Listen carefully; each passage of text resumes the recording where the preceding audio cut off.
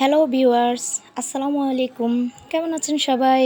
আলহামদুলিল্লাহ আমি ভালো আছি। এই যে আজকে বাসায় নান রুটি বানানোর জন্য একটু ট্রাই করলাম।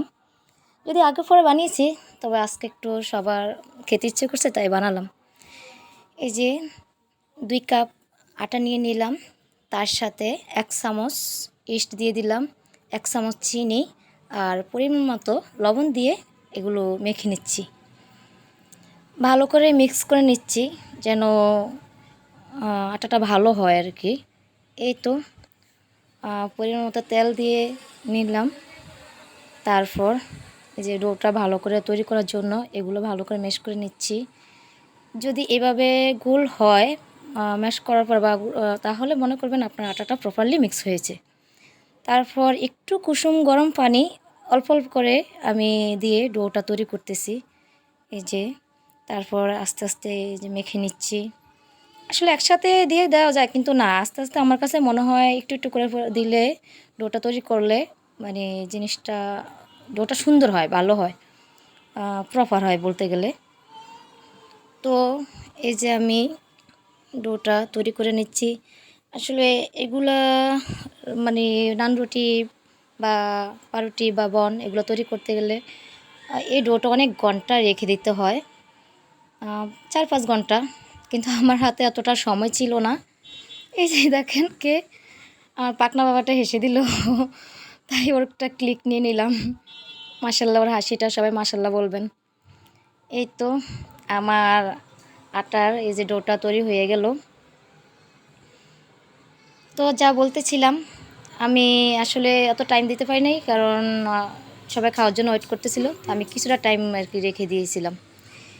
এই যে বারবার শুধু ডোটা চেপে নিচ্ছি, সাথে উপরে দিয়ে একটু তেল ব্রাশ করে দিলাম হাত দিয়েই, যেন ঠিকঠাক সব কিছু হয়। তারপর এই যে পিউ টাইমের জন্য আর কি আমি ডোটা ঢেকে দিলাম, যদিও বেশি টাইম দেয়নি, আপনাদেরকে বললাম আমি আগে, কারণ আমার হাতে সময় ছিল না এর কি। তো আমি এটাও ঢেকে দিলাম যেন কোনো প্রকার হাওয়া বাইরে না চলে আসে।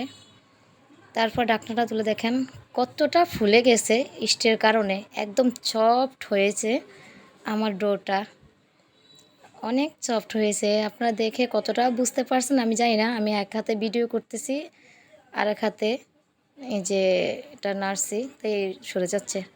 তারপর কয়েকটা লিচি করে নিলাম, নেওয়ার পরে এই যে রুটি বানিয়ে নিচ্ছি যেন।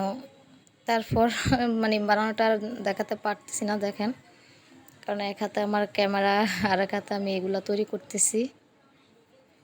তারপর এই যে আমার রুটি বানানো হয়েছে। তারপর আমি তাওয়া বলতে আমি আসলে রুটির তাওয়া দেইনি, আমি একটা পাতিলের উপরে মানে প্রেস ভালো পাতিল দিয়ে দিলাম, চুলার উপরে একটু হালকা মানে হিটে দিয়ে দিলাম। তারপর আমি রুটিটা, আমার কাছে মনে হয় যেন নান রুটিটা একটা পাতিলের দিলে এভাবে মানে অপোজিট পাশে দিলে আর কি ভালো হয়, অপর পাশে আর কি বলতে গেলে, তাহলে ইয়েটা ভালো হয়, নানটা সুন্দর হয়। চাই না সবাই কিভাবে দেয়, আমার আসলে এটা আইডিয়া নাই, আর কিভাবে দিলে আমার এটা মনে হয়েছে তাই আমি এভাবে দিয়েছি, আসলে রুটির তাওয়ার মধ্যে না দিয়ে। অনেকটা ফুলে গেছে দেখেন, আসলে আলহামদুলিল্লাহ অনেকটা ফুলেছে, একদম আমি হাত দিয়ে দেখলাম যে অনেকটা সফট হয়েছে আর কি আমার নান রুটি বানানো। আসলে জানিস হয়তো সবারটা অনেক ভালো হয়, সুন্দর, আর হোটেলেরটা তো বলাই যায় না, এটা আমার ঘরোয়াভাবে তৈরি করা। তো কেমন হয়েছে আপনারা জানাবেন আমার নান রুটিটা। এই যে পিস পিস করে কেটে নিয়েছি, এখন কতটা সফট হয়েছে। তো ভালো লাগলে লাইক কমেন্ট দিয়ে পাশে থাকবেন। আল্লাহ হাফেজ।